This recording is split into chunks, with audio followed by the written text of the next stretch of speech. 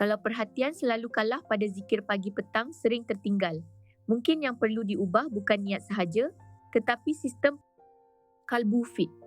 Sekat gangguan, jaga ibadah, muat turun di Play Store. Masalah zikir pagi petang sering tertinggal, biasanya tidak datang sebagai ribut besar. Ia datang sebagai kebiasaan kecil yang kita izinkan berulang setiap hari. Dalam isu zikir pagi, petang sering tertinggal. Aplikasi direka supaya satu tindakan membawa tindakan seterusnya.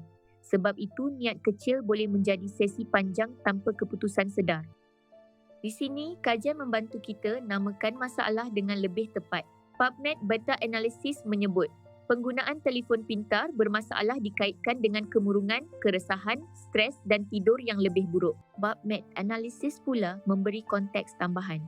Penggunaan media sosial bermasalah dikaitkan dengan tidur, keresahan, kemurungan dan kesejahteraan yang lebih lemah.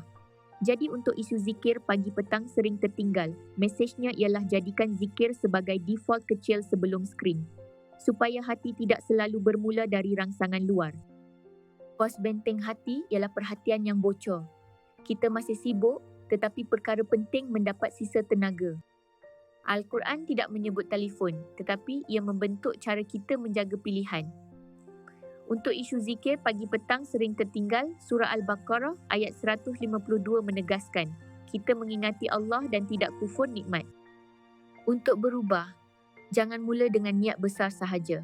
Mula dengan satu pagar kecil yang jelas. Jadikan zikir sebelum buka media sosial.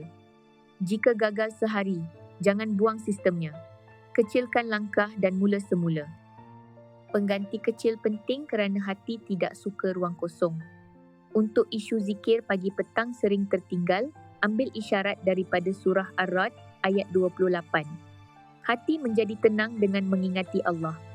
Selepas itu, pilih zikir pendek, baca beberapa ayat Quran, tulis niat atau duduk sebentar tanpa skrin.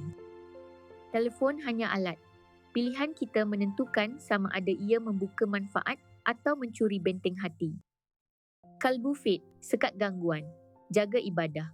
Hadir untuk orang yang kamu sayang. Muat turun di Play Store.